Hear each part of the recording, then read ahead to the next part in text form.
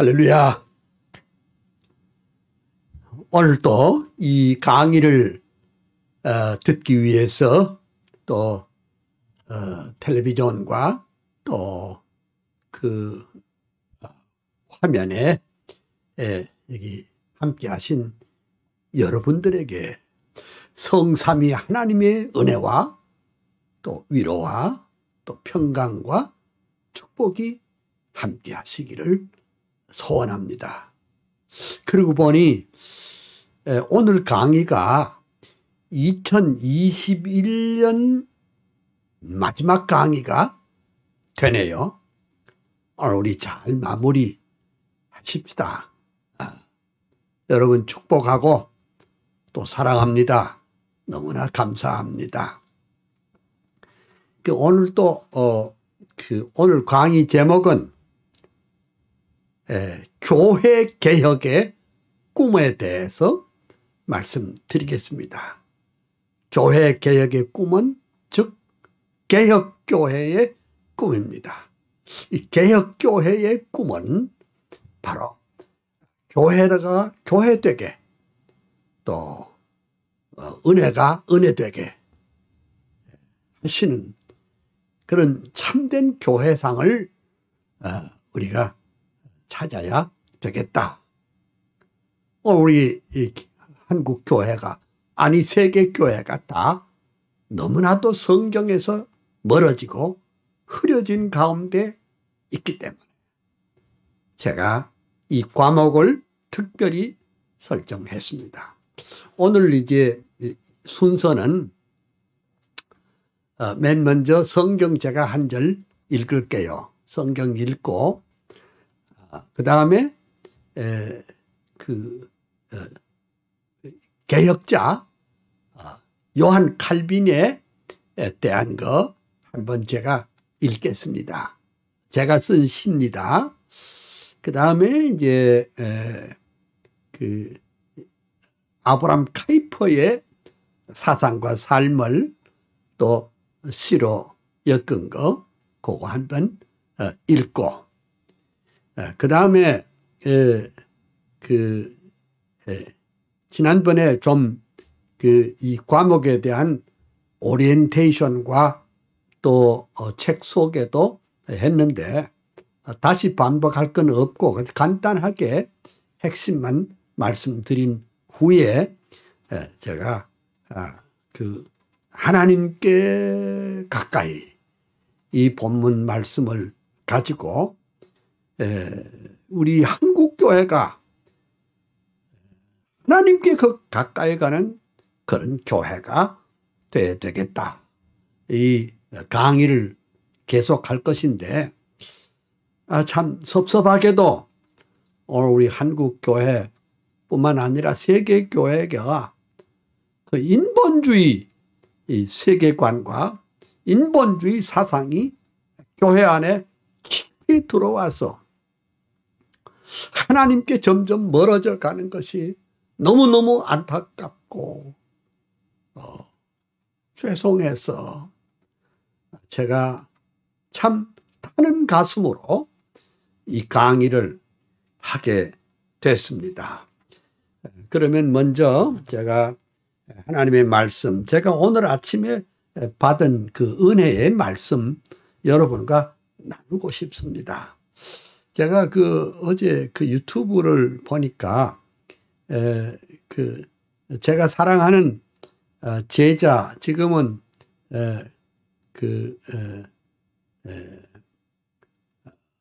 파라과이에 있는 베아노 선교사가 이렇게 보내왔습니다. 자기가 시편 164편을 읽고 자기는 하나님의 말씀을 읽을 때 찬송을 7곡을 그렇게 꼭 부르고 참 성경을 읽었더니 와, 성경이 마음에 닿고 큰 감동과 깨달음이 있었다. 그 얘기를 해서 제가 오늘 찾아보았습니다. 제가 읽을게요. 시편 119편 164절. 주의 의로운 규례를 인하여 내가 하루 7번씩 주를 찬양하나이다. 여기에 대한 해설은 않겠습니다. 그러니까 말씀과 찬양이 더불어 있어야 된다는 거 말씀드리고, 그 다음에 이제 요한 칼빈 읽어보겠습니다. 제가 오늘 아침에 또 읽은 책 가운데 조이 맥퍼슨이라는 그런 그 전기 작가가 쓴 The River of Grace, 은혜의 강이라는 책을 잠깐 보니까 와, 이런 말씀이 있더라고요. 루터는 트럼펫 소리를 냈다면 칼빈은 오케스트라 소리를 내었다. 이야, 재밌지 않아요? 트럼펫 소리도 아름답고 중요하죠. 루터가 솔라피데, 오직 믿음이라는 그런 진리를 로마서 1장 17절을 깨달은 거, 그거 중요합니다. 트럼펫입니다. 그러나 20년 후에 요한 칼빈은 참 우리 개혁교회 신학과 신앙과 그 삶의 원리를 웅장한 오케스트라 음으로 우리에게 보여주셨는데, 그 현대인들은 그거 다 모르고 어쩌다가 우리 한국교회가 그만 이렇게 번영주의 신앙에 빠져 있었는지 모르겠습니다. 그런 뜻에서 제가 다시 한번 읽겠습니다. 여러분, 이거 알아야 우리 개혁주의 사상을 배웠다 할 수 있습니다. 제가 읽겠어요. 불란서의 동북쪽에 노아연의 오랜 도시, 카톨릭의 집안에서 영명하게 태어나서 천재적인 어학실력 독서광의 칼빈 청년, 헬라어와 히브리어, 라틴어에 귀재되고 하나님의 말씀 안에 온전하게 붙들려 교부신학 인문학에 완전하게 통달하고 27 성경으로 기독교의 강요 쓰고 개혁신학 개혁교회 주춧돌을 세웠도다. 제네바의 생피에레 개혁교회 목사되어 27년 세월 동안 말씀 목회 진리 수호, 양떼들을 사랑하는 진실하신 목회자로 위대하신 강해 설교 교회개혁 선봉되다. 꿈에 그린 제네바의 아카데미 세우시고 경건으로 학문으로 인물들을 키워내어 주의 교회 개혁하고 제네바를 바꾸어서 성경 중심 운동으로 새 세계를 만들었다. 병약하신 육체에다 종합병원 요한 칼빈, 이단들과 자유주의 카톨릭의 공격에도 오직 성경, 오직 믿음, 오직 은혜 굳게 잡고 코람데오 코람데오 솔리데오 글로리아, 위대하신 목회자로 주석가로 교의학자, 설교가로 저술가로 행정가로 헌신하여 열정기도 겸손으로 주의 교회 세우시고 하나님의 주권 파수 일관하던 개혁자여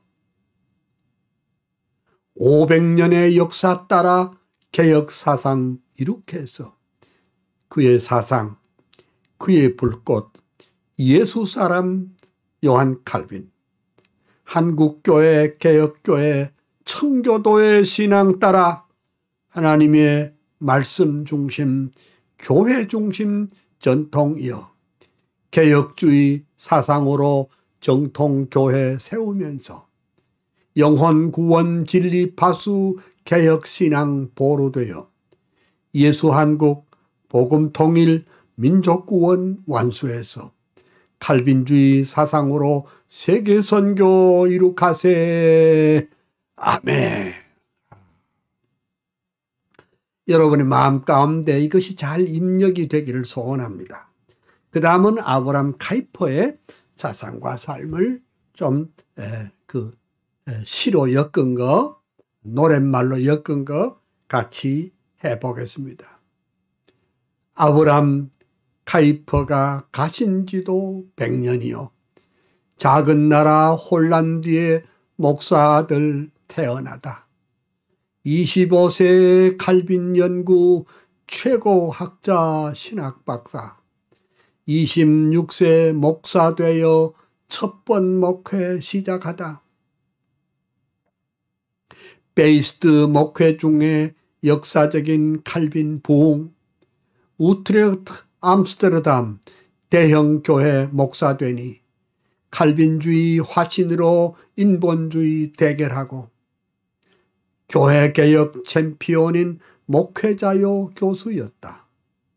불꽃 같은 대설교자, 성령 사람, 말씀 사람, 정치가로 당 총재로 상원의원 수상되어 하나님의 주권 중심 나라 위에 동분서주 세상 문화 바꿔버린 작은 거인 카이퍼여 일간지와 주간지에 50년간 편집하고 끊임없이 칼럼 쓰고 논문들을 쏟아내어 200권의 저술 남긴 위대하신 다작가여 10개 머리 100개 손 하나님의 일꾼이여 브라야 대학교의 총장으로 취임 시에 영역주권 사상으로 세계관을 정립하여 교회, 정치, 경제사회, 문화교육, 예술학문 그 중심에 그리스도 왕이 되게 하시었다. 솔리데오 글로리아 오직 예수 오직 성경 큰 소리로 평생토록 뜨겁게도 외치더니 교회개혁, 사회개혁, 정치개혁, 문화개혁 칼빈주의 부흥시킨 대학자인 카이퍼여 한국교회 모든 목사 모든 장로 성도들아 카이퍼의 칼빈주의 영역주권 사상받아 이원론적 세계관과 번영주의 고만두고 예수 한국 복음 통일 말씀으로 이룩하세. 자유주의, 인본주의, 합리주의 대결에서 칼빈주의 부흥운동 최전방에 전사되어 한국교회, 한국사회 새로운 꿈 심어주고 카이퍼의 칼빈주의 더욱 불타오르리라. 아멘. 여러분들 제가 지금 낭독한 이 칼빈과 카이퍼의 요것만 숙지해도 여러분 제대로 된 겁니다. 예. 그 다음에 지난번에 잠깐 말씀을 드리다가 했는데 이번 시간에 함께 하는 것은 교회 개혁론입니다. 교회를 개혁해야 되는데 어떻게 하면 되느냐. 그래서 교재는 개혁교회 꿈이라 이걸 이렇게 했는데 그런데 지금 이 책을 다 안 샀더군요. 보니까. 예. 그러니까 이 책을 읽으면서 제가 할 터이니까 다 구입을 해 주시기를 바라는데, 참고 도서는 역시 아브람 카이퍼의 사상과 삶, 아브람 카이퍼의 사상과 삶을 안 읽은 사람은 우리 청교도 신학원에 공부했다 그렇게 말 못합니다. 그 다음에 또 이제 목사가 왜 욕을 해? 이건 이제 내가 정광훈 목사님을 내가 이렇게 좀 도와주려고 쓴 칼럼 집인데, 이거 모르면은 우리 청교도 신학원 학생이라고 할 수가 없습니다. 그 다음에 한국교회의 정통신학을 알려면 어떻게 하면 되느냐. 나의 스승 박윤선 박사, 제가 쓴 거, 저하고 오랫동안 같이 있었던 박윤선 박사를 알아야 돼요. 그 다음에 실천신학을 알아야 되는데, 개혁교회 꿈, 여러분들이 지난번에 이미 했던 것은 제가 다시 말씀드리지 않겠습니다. 꼭 이렇게 해 주시고,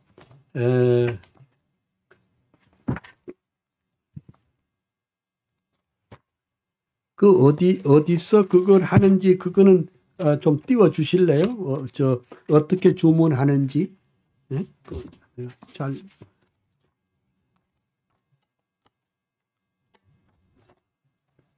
그거 있네요. 예. 개혁교회 꿈. 도서 주문 있고, 또 계좌번호 있는데, 지금, 이 강의 마치자마자 즉각 이걸 구입을 해 주시면 좋겠습니다. 그 다음에 이제 지난번에 했던 개혁교회 꿈을 다시 한번 하는데, 여러분이 가진 교과서 56페이지를 펴시기를 바랍니다. 56페이지는 하나님께 더 가까이.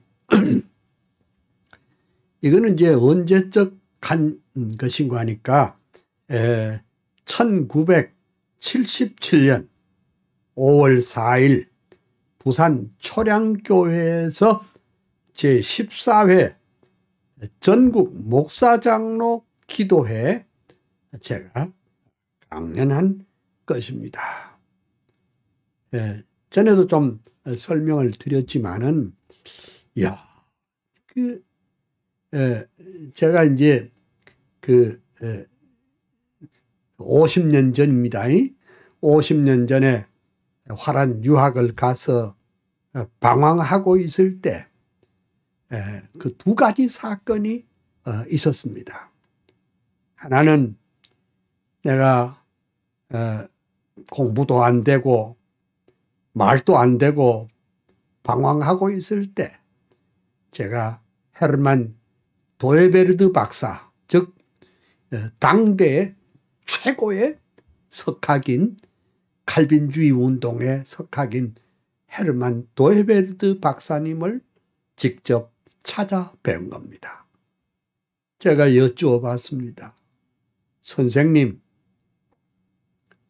우리 칼빈주의 사상의 핵심이 뭐지요? 헤르만 도에베르드 박사님이 이렇게 말했습니다. 내 사상의 핵심은 시편 119편 105절. 주의 말씀은 내 발의 등이요 내 길의 빛이니이다. 그 말씀 위에 신학, 그리고 철학, 정치, 경제, 사회, 문화, 예술, 역사, 모든 것을 하나님의 말씀에 기초했습니다. 전 거기서 뒤집어진 겁니다. 그래서 공부를 계속 하는 중에 도서관에서 이것저것 책을 찾다가 아브람 카이퍼의 책 한 권을 봤습니다. 근데 뭐 내용은 잘 모르지만은 그 밑에 있는 성경 구절이 내 마음에 들어왔습니다. 그것은 시편 72편 28절 하나님께 가까이 함이 내게 복이라 했습니다. 그래서 그때 내가 또 한 번 하나님 앞에 거꾸러졌습니다. 내가 이게 뭐 목사라고 하지만은 하나님께 가까이 가는 것이 아니었구나. 그래서 제 마음 가운데 앞으로 내가 한국교회 다시 돌아가면 정말 하나님 중심의 그런 신학과 신앙을 하리라 결심을 하고 왔는데 드디어 1977년 5월 4일 제14회 전국 목사장로 기도회에서 이 메시지를 하게 됐습니다. 하나님께 가까이 함이 내게 복이라. 오늘 우리 한국교회가 하나님께 너무 멀어져 가고 있어. 오늘 우리 한국교회가 하나님 중심한 교회가 아니고 인본주의 사상으로 넘어가고 있습니다. 그래서 제가 이 말씀을 소리 높이 그리고 힘있게 증거하게 되었습니다. 예. 그래서 이 원고를 여러분과 함께 지금 하고 있습니다. 그래서 이제 그 지난번에 얘기한 거 뭐냐 하니까 우선 그 칼빈주의가 그러니까 하나님께 가까이라고 하는 그 메시지를 할 때 그 교회 개혁의 화두를 열 때 하나님께 가까이 가는 게 뭔가도 알아야 되겠지만은 우리 개혁교회의 그 스탠다드가 뭐냐? 그 개혁교회의 스탠다드라고 하는 것은 바로 칼빈주의 사상인데 그럼 칼빈주의 사상이라는 게 뭐냐? 그걸 간단하게 설명을 하면 이랬습니다.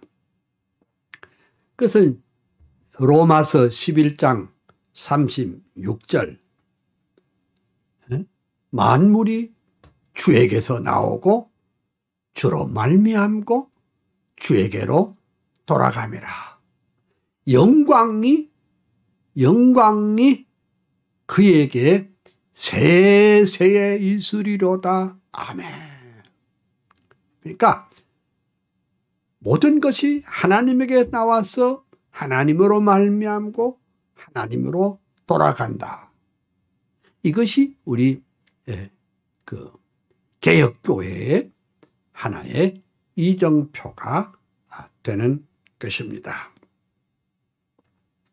그래서 지난번에 말씀드린 것은 칼빈주의를 명사적으로만 보지 말고 형용사적으로 이해를 해라. 그건 뭔 소리냐? 그러니까 예를 들면 신학을 공부한다. 여러분 신학에도 여러 가지 노선이 있습니다. 예? 자유주의 신학도 있고 진보주의적인 신학도 있고 뭐 세속주의적인 신학도 있고 인본주의적인 신학도 있고 뭐 여러 가지 신학이 있습니다. 예? 그 다음에 뭐 신정통 신학이라는 게 또 있고, 그것은 성경을 바로 알 수가 없습니다. 예? 그것은 하나님께 가까이 갈 수가 없습니다. 그래서 칼빈주의적인 신학이 중요하다. 칼빈주의 신학은 바로 하나님 중심한 신학이고 성경 중심의 신학이다. 이렇게 볼 수 있습니다. 그러므로 이제 칼빈주의를 형용사적으로 본다. 그게 뭔 뜻이냐? 칼빈주의적 신학이라고 할 때 형용사적으로 하죠. 그 다음에 칼빈주의적 정치. 예? 그러니까 정치를 볼 때도 하나님 중심한 시각에서 성경 중심의 시각인 칼빈주의적인 입장에서 성경을 본다. 정치를 본다. 그 말이죠. 그 다음에 문화.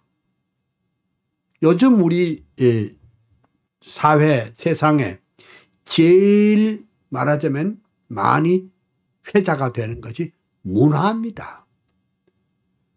근데 이 문화를 통해서 뭐가 들어온 줄 압니까, 여러분? 문화 막스주의가 거기에 들어옵니다. 여러분, 지금 우리 한국에는 문화 막스주의자가 판을 치고 있습니다. 그 문화를 통해서 칼 막스의 사상을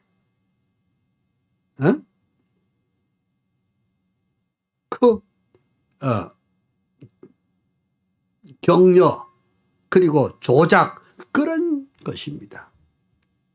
그런데 우리는 이 문화 막스주의에 대해서 제동을 걸고 그 칼빈주의적인 문화관을 가지고 이 땅에 하나님의 나라 바실레아 투 데우를 건설해야 할 줄로 믿습니다. 칼빈주의적인 예술이 있습니다. 이 땅에는 예술도 퇴폐적인 예술이 전부 판을 치고 있습니다.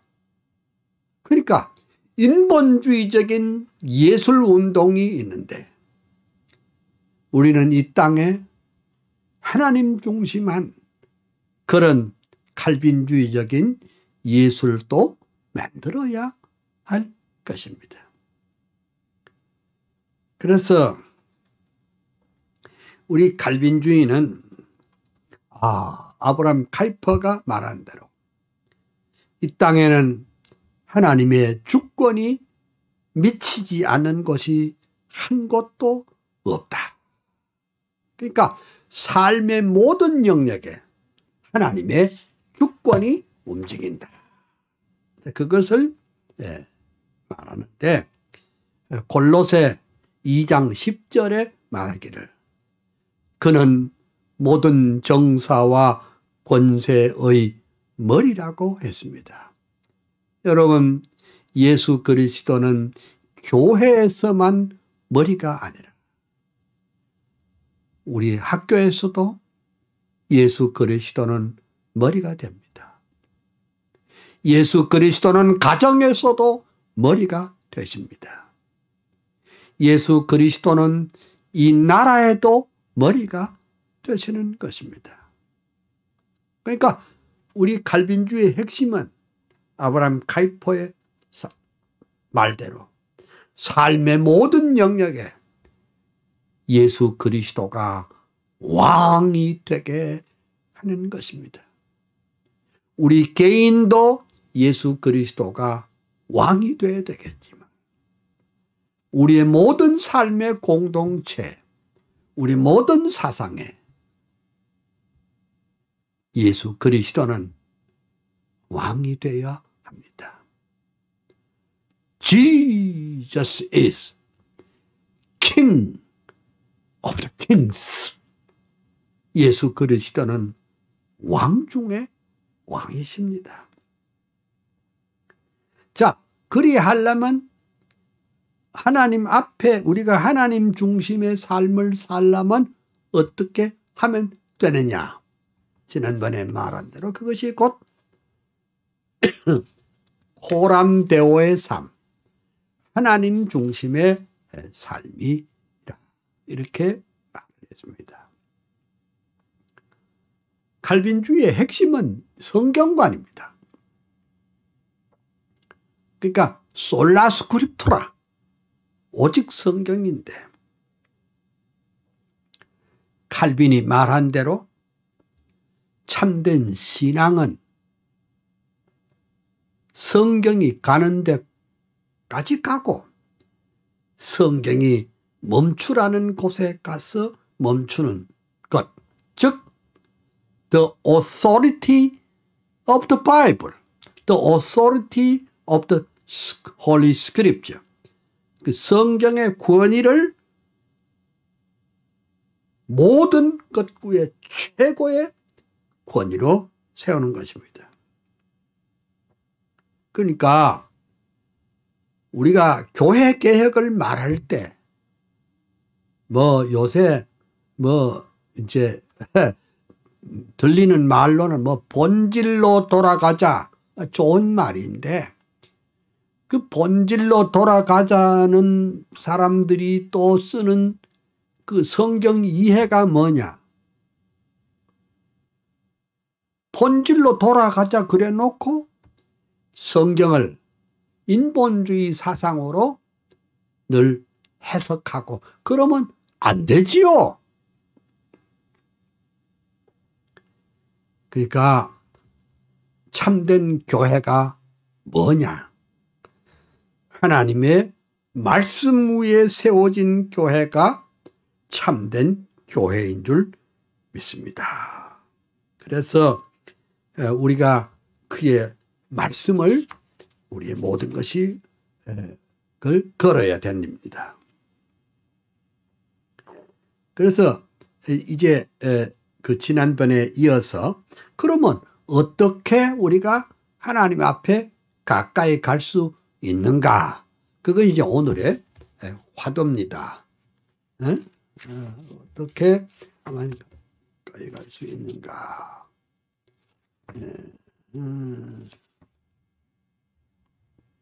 이것이 여러분의 교과서 68페이지에 나와 있습니다. 어떻게 우리는 하나님께 가까이 갈 수 있는가? 앞서 말씀드린 대로 하나님께 가까이 가는 것이 인류의 마지막 소망입니다. 지금 코로나 팬데믹 시대에 뭐 들리는 말로는 6,000개에서 1만 교회가 문이 닫혔다고 합니다.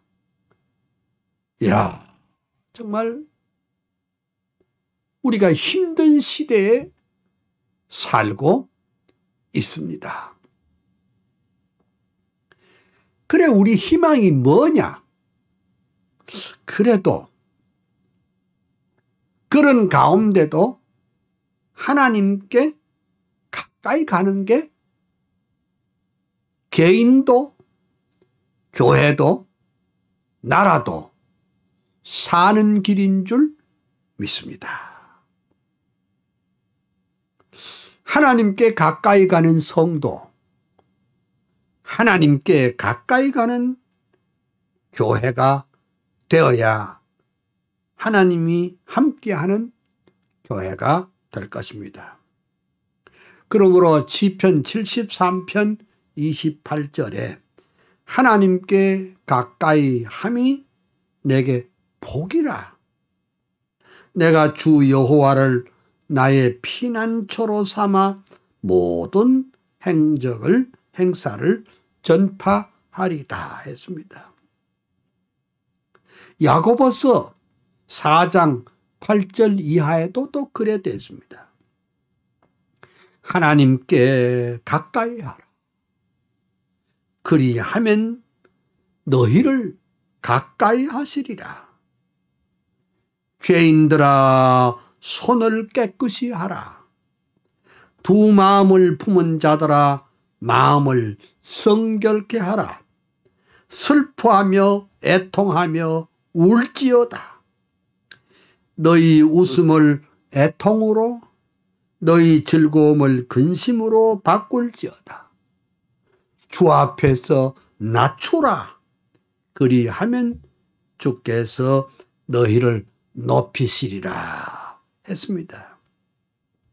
이 방금 말씀드린 이 두 성경 구절은 오늘을 살아가는 현대 교인들에게 교회해 주시는 메시지인 줄로 믿습니다. 그러니까 현대의 교회 오늘의 문제는 곧 죄의 문제인데, 아니 요새 지금 목사님들이 그 죄의 문제에 대해서 진실하게 다루지 않습니다. 그러니까 대충 낙관주의 사상으로 나가고 있습니다. 그냥 지금 병이 걸려서 수술할 병인데도 불구하고 거기다가 무슨 약을 적절히 발라서 마치 치유가 된 것처럼 하는 것은 속임수입니다. 인간은 자기 마음먹기에 따라서 모든 것을 할 수 있다는 것은 성경이 아니고 그것은 철저한 인본주의고 낙관주의 사상이라는 사실을 우리가 알아야 할 것입니다. 그 다음, 그러면 하나님께 가까이 하는 게 무엇일까? 하나님께 가까이 한다는 것은 그 하나님과의 그 연합을 의미한다. 이렇게 볼 수가 있습니다. 하나님과의 연합. 그 요한복음 15장 포도나무의 비유를 통해 알 수 있듯이 그 성도와 하나님과의 이상적인 관계는 연합입니다.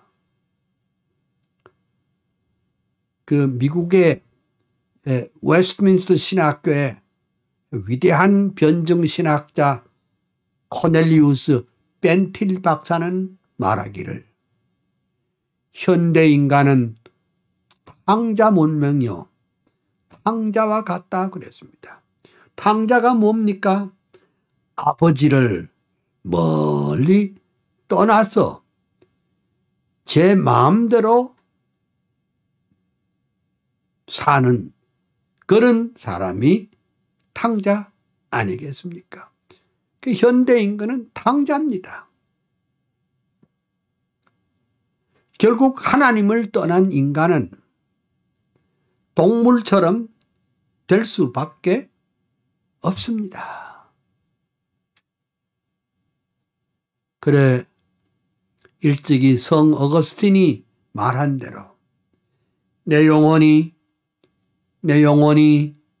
하나님의 품에 안기기 전에는 참 평안이 없나이다 라고 했던 것처럼 우리는 하나님께 돌아가야 인생이 살 길이 있다 이렇게 보는 것입니다. 그 다음에 하나님께 가까이 하는 게 뭘까? 아브라함 카이퍼는 그의 설교집 하나님께 가까이에서 하나님께 가까이 가는 방법은 하나님을 사랑하는 것이라고 했습니다. 사랑해야 가까워집니다. 하나님께 가까이 하는 거 딴 게 아니고 하나님을 사랑하는 겁니다. 하나님을 사람보다 더 사랑하고 하나님을 세상보다 더 사랑하고 하나님을 물질보다 더 사랑하고 하나님을 내 모든 소유보다 더 사랑하고 하나님을 내가 나를 사랑하는 것보다 더 사랑하는 것이 하나님께 가까이 가는 것입니다. 근데 요즘 목사님들의 설교를 들어보면은 마치 자아를 사랑하는 것이 마치 그게 복음인 줄 생각하는데 하나님께 가까이 가야 내가 보이잖아요. 예? 칼빈이 말한 대로 하나님께 우리가 서지 않으면은 내 자신도 알 방법이 없습니다. 그래서 맨날 설교하면서 자존심 타령합니다. 자존심, 자긍심, 예? 그 자기애가 무엇보다도 중요하다 이렇게 가르칩니다. 좋은 인기는 있을 겁니다. 그러나 우리가 하나님께 가까이 가는 게 뭡니까? 우리가 사랑하는 땅 위의 모든 것보다도 하나님을 사랑해야 하나님께 더 가까이 가게 될 줄로 믿습니다. 그리고 하나님을 사랑할 때에 부흥은 옵니다. 하나님을 사랑하면은 교회도 부흥되고 개인도 부흥되고 나라도 부흥될 줄로 믿습니다. 결국 오늘의 문제가 뭘까요? 따지고 보면 인간이 하나님을 배신하고 탕자처럼 떠났기 때문에 모든 문제가 왔다. 이렇게 본 것이 옳습니다. 그러면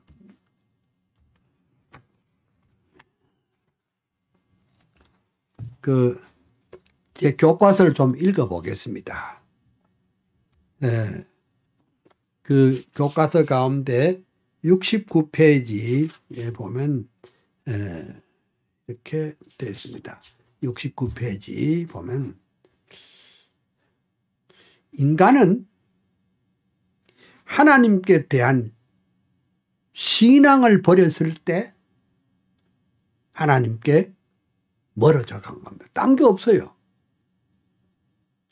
또 다른 말로는 이 거꾸로 말하면 하나님께 멀어져 갈 때 신앙을 잊어버리는 겁니다. 아담이 범죄했을 때 하나님의 얼굴을 피하려고 하나님께 멀어졌던 것과 마찬가지로 현대 문제도 결국은 죄악의 문제입니다. 모든 잘못된 신학과 신앙운동은 인간의 죄 문제를 진실하게 다루지 않은 더 옵티미즘, 낙관주의 사상에서 겁니다. 오늘 우리 한국을 지배하고 있는 사상 가운데 하나가, 아니 세계를 지배하고 있는 사상 가운데 하나가 옵티미즘입니다. 즉 낙관주의 세계관입니다. 그러니까 이 낙관주의 세계관은 뭐냐? 인간의 죄 문제에 대해서 말하지 않습니다. 적절하게 그 인간의 삶을 어떻게 하면 인조이 하느냐, 즐기는 방법을 말해줍니다. 응? 파지티브 싱킹을 가지면 인생이 복되고 또 길이 열린다. 이따구 소리를 하고 있는데 이거는 성경이 아니고 그냥 옵티미즘에서 나온 사상이고 이것은 휴머니즘에서 나온 사상이라 하는 것을 여러분들이 아시면 됩니다.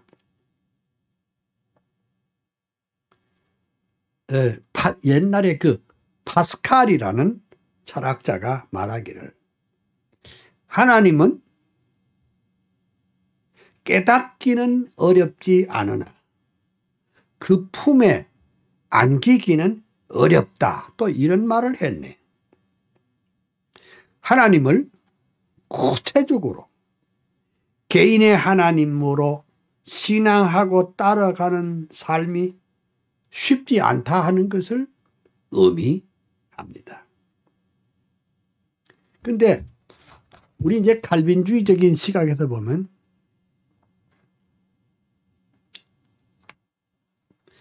그러니까 그 하나님께 가까이 가는 것도 결국은 뭐예요? 하나님이 은혜 주셔야 될 줄로 믿습니다. 그러니까 믿음도 하나님의 선물인데 내가 하나님을 사랑하는 것도 하나님이 은혜를 주셔야 된다는 생각입니다.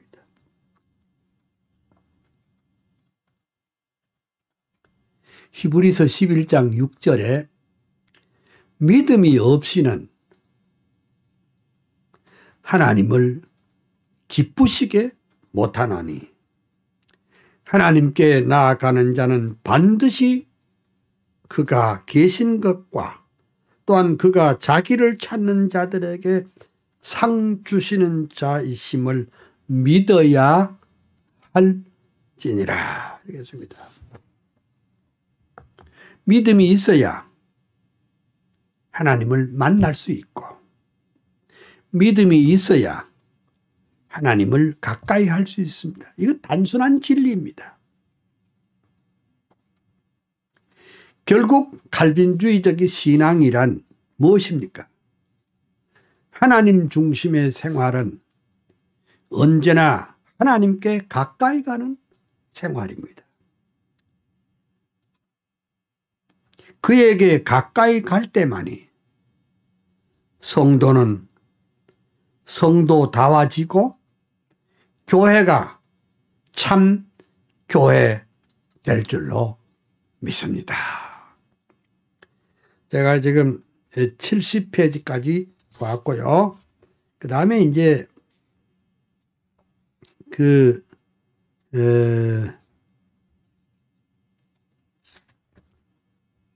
73페이지를 여러분 보는데 띄워주세요. 넷째 하나님께 가까이 가는 거. 예. 그러면 하나님께 가까이 가는 게 또 뭘까? 하나님께 가까이 가는 것은 딴 게 아니고 하나님 앞에서 우리 자신의 죄악을 깨닫는 것이 하나님께 더 가까이 가는 것이다. 이렇게 볼 수 있습니다. 우리가 하나님 앞에 설 때 인간의 그 연약성과 죄를 보게 됩니다. 그러니까 그 자신의 연약성과 죄를 볼 줄 모르는 사람은 아직은 그리스도인이 아닙니다. 네. 그 도르트 그 신경에서 처음 나온 게 뭡니까? 토탈 디프레버티, 인간의 전적 타락입니다. 인간의 전적 타락을 받아들이지 않는 사람이 하나님의 거저 주시는 은총을 깨달을 리도 없고, 인간의 전적 타락을 믿지 않는 사람이 unconditional election, 무조건적인 선택을 믿을 수도 없고, unconditional election을 또 모르는 사람이 어떻게 하나님의 거저 주시는 은총을 깨달을 수 있을까? 성경은 죄인들아 손을 깨끗이 하라고 말했습니다. 깨끗한 손은 곧 순결을 의미합니다. 하나님은 깨끗한 것을 쓰시기에 교회부터 하나님 앞에 깨끗해야 합니다. 교회가 인간적인 수단 방법으로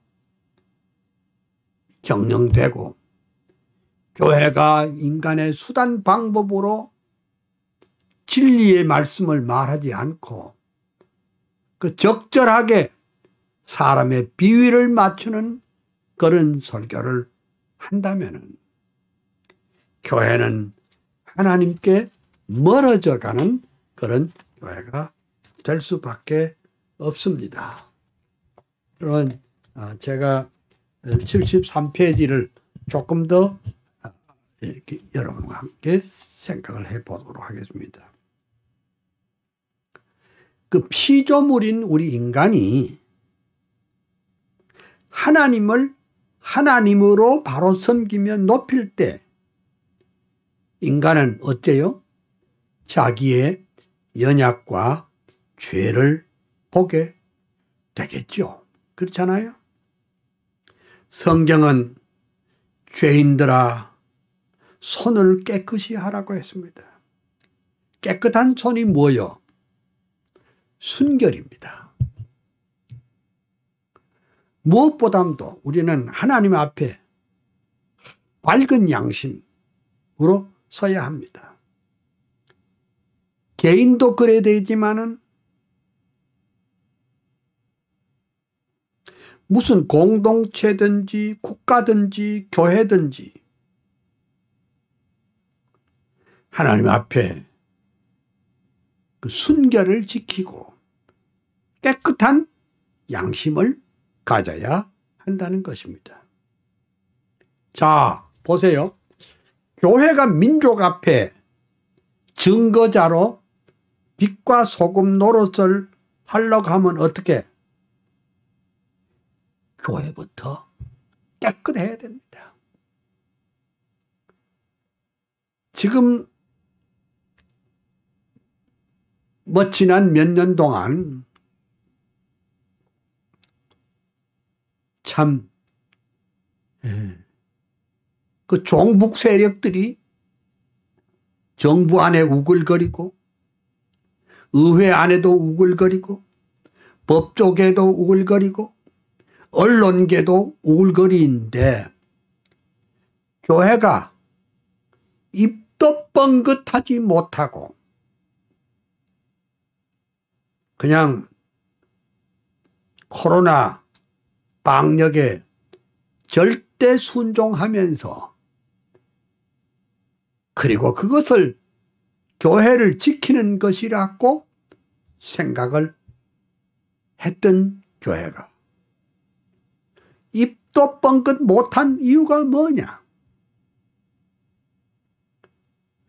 교회가 세상을 향하여 힘있게 뜨겁게 비판을 하고 또 갈 길을 제시하려면 교회가 먼저 순결을 지켜야 됩니다.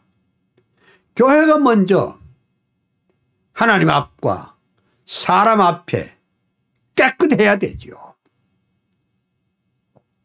그래야 세상을 향하여 우리가 그 말을 할 수가 있다 이 말입니다.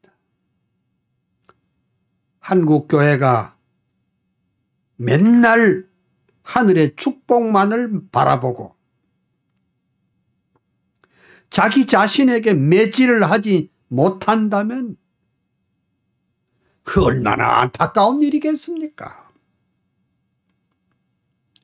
그래서 우리는 먼저 자신을 위해서 울어야겠죠. 자신의 죄를 통탄히 여기면서 하나님 앞에 회개의 역사가 있어야 되죠. 그 다음은 이웃과 민족의 아픔을 위해서 울 수 있는 교회가 될 때 우리 교회는 하나님께 더 가까이 갈 수 있게 될 줄로 믿습니다. 사랑하는 우리 또 시청자 여러분, 또 이 방송을 관심 있게 듣고 계시는 또 시청자 여러분, 오늘 우리는 하나님께 가까이 가야 합니다. 현대 지성들은 방황하고 있습니다. 누군가가 이 시대를 이끌어 갈 수 있는 그 견인차를 원하고 있습니다. 교회가 이 시대를 이끌어 갈 수 있는 견인차가 끌어가는 차가 돼야 될 텐데, 교회는 늘상 자기 안주에 빠져 있는 그런 약골이들이 됐단 말입니다. 젊은이들은 갈 곳 없어 방황하고 취직도 안 되고 요즘은 알바도 잘 안 되는. 응? 그래서 가정도 무너지고 직장도 무너지고 나라도 뒤죽박죽이 된 이 시점에 교회가 이 민족을 이끌어가는 견인차가 되고 대변자가 되고, 교회가 이 시대에 방향을 제시하는 그런 교회, 그런 지도자가 되어야 할 것입니다. 하나님 중심, 성경 중심, 그리스도 중심의 신학과 신앙은 이게 진부한 얘기입니까? 하나님께 가까이 함이 내게 복이란 말씀이 이게 옛날 옛적 진부한 얘기냐 그 말입니다. 아니죠. 코로나19로 말미암아 일그러진 우리들에게 하나님의 말씀은 여전히 진리고, 하나님의 말씀은 우리에게 확신이 옳습니다. 지금 요 강의가 여러분, 이게 44년 전에 했던 제 강의인데, 제가 보니까 40년 전이나 지금이나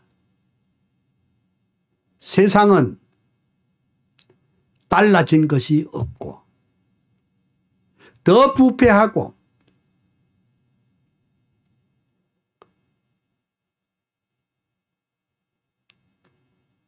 더 힘이 없고 세속화된 것이 오늘의 한국 교회입니다. 시편 73편 28절의 말씀, 하나님께 가까이 함이 내게 복이라. 이 말씀을 여러분 꼭 기억하시고, 한국교회여 일어나서 하나님 중심의 신앙으로, 성경 중심의 신앙으로 다시 돌아가기를 주의 이름으로 축원합니다.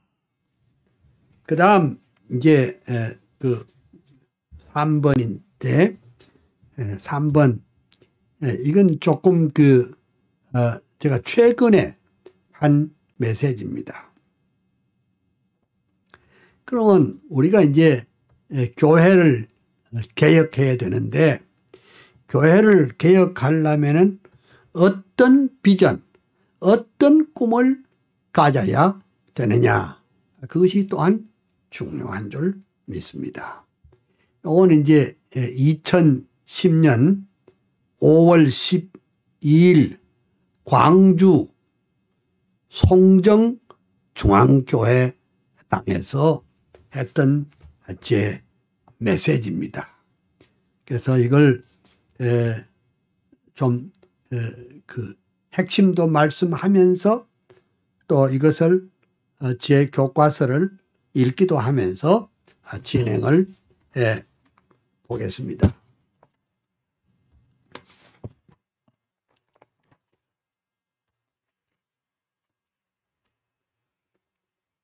우선 제가 이제 이것을 이제 작성할 때 이렇게 했습니다. 우리가 어떤 그 주제를 다룰 때 신구약 성경을 이렇게 서치라이트를 가지고 쫙 이렇게 비추이는 것처럼 그 시대를 지도하는 위대한 주의 종들이 가졌던 그 꿈, 비전, 그것들을 한번 생각을 해 보는 것이 좋은 줄 압니다. 그것이 오늘 우리들의 개혁교회의 꿈이 될 수 있지 않겠나, 이런 생각을 했습니다. 우선 아브라함의 꿈을 생각을 해 보겠습니다. 여러분이 익히 아시죠? 하나님은 75살에 아브라함을 부르셨습니다. 아브라함을 부르셔서 그에게 심어준 꿈이 뭐냐? 메시아 왕국 건설의 꿈을 심어 주셨습니다. 그러니까 지금 이제 설교자들이 대개 이제 이렇게 말을 합니다. 아브라함은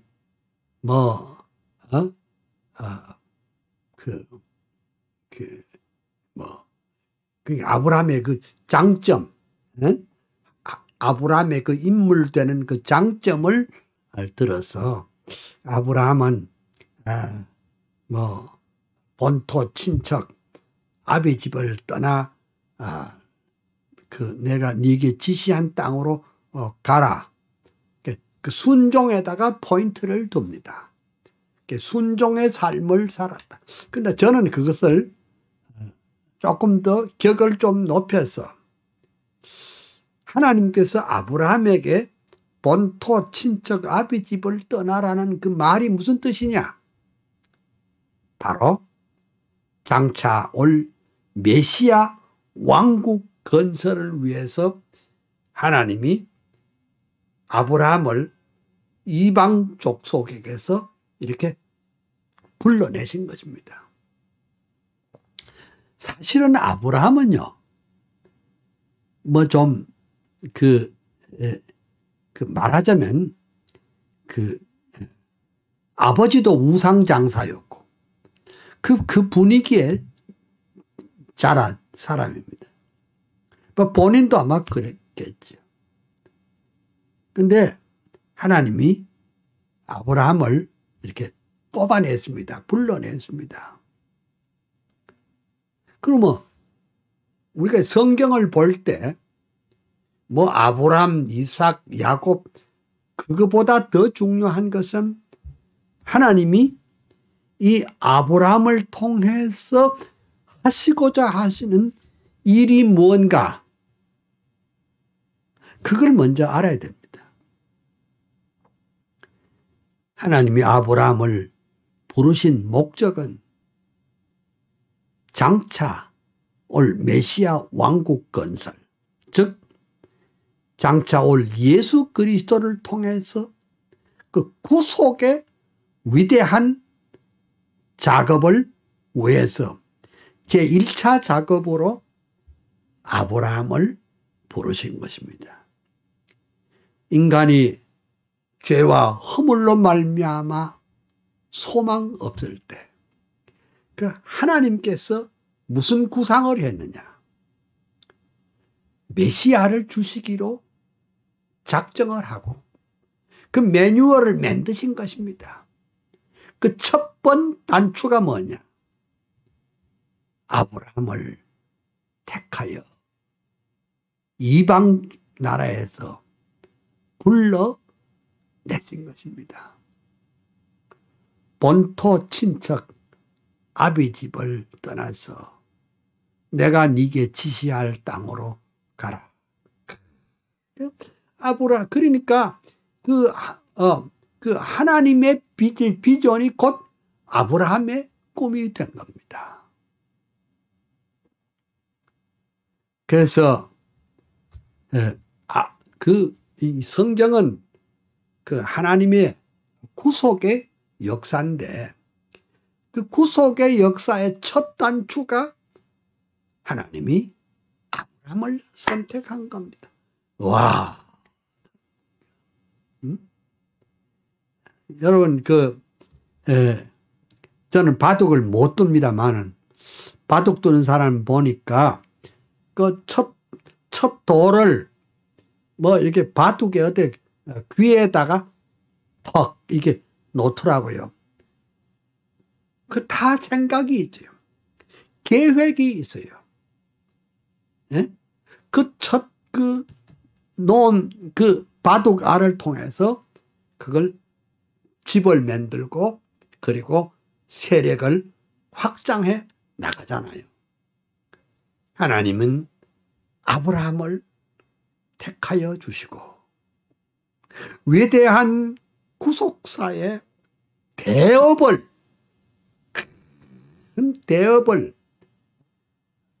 빅 픽처 그 위대한 구속의 대드라마 위대한 구속의 큰 그림을 하나님께서 준비하신 것입니다. 그래서 마태복음 1장에 아브라함과 다윗의 자손 예수 그리스도의 세계라. 마태복음 1장 1절의 그 원 센텐스 아브라함에게서부터 예수까지 이게 소위 말하자면 그 큰 집을 짓는 그 목수가 그 이렇게 먹줄을 이렇게 당기면 일직선으로 되잖아요. 그렇잖아요, 그지? 먹줄을 그 먹줄을 타고 또 톱질을 해서 또 이렇게 하는 것처럼 사실은 이 창세기 마태복음 1장 1절이 그 하나님의 계시사의 그 줄거리를 원 센텐스로 말합니다. 하나님이 아브라함을 선택하신 것은 그 위대하신 하나님의 구속의 계시를 위하여 그렇게 택하여 주신 것입니다.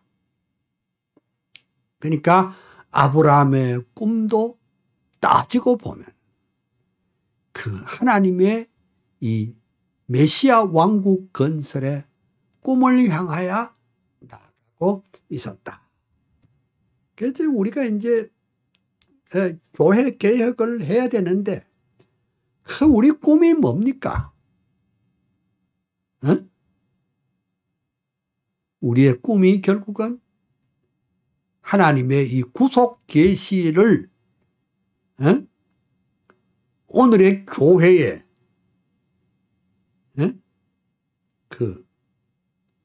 이룩하고 주님의 나라를 건설하는 것이 우리가 이 땅에 살아있는 내용이다.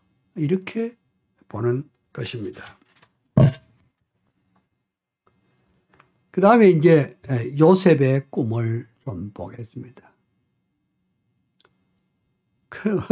우리가 이제 흔히 알기로는 요셉은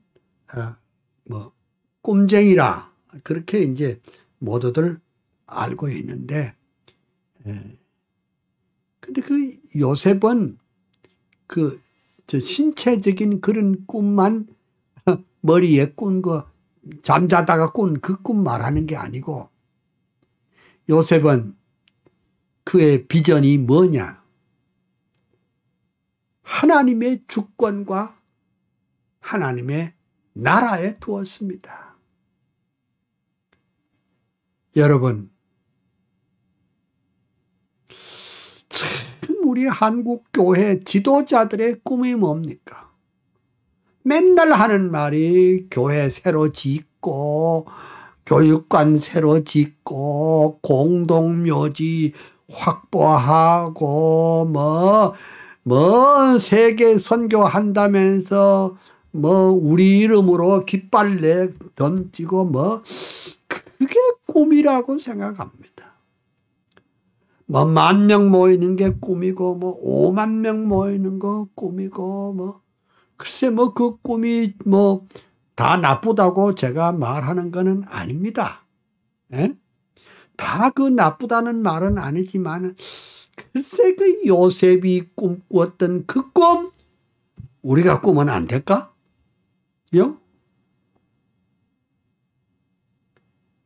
하나님의 주권과 하나님의 나라가 그게 우리 꿈이어야 되지 않겠나, 이런 생각을 합니다. 그래 이제 역사의 배후에 하나님이 살아계시고 하나님의 주권이 움직인다는 창세기 45장 8절에 요셉의 그 고백 가운데 그 꿈, 그 비전을 알 수가 있습니다. 이 공부하는 여러분들, 여러분의 꿈이 뭡니까? 또 여러분의 교회의 꿈이 뭡니까? 이 땅에 살아가면서 하나님의 주권과 하나님의 나라를 꿈꾸는 우리들이 되어야 할 것입니다. 오전 공부는 여기까지만 하겠습니다.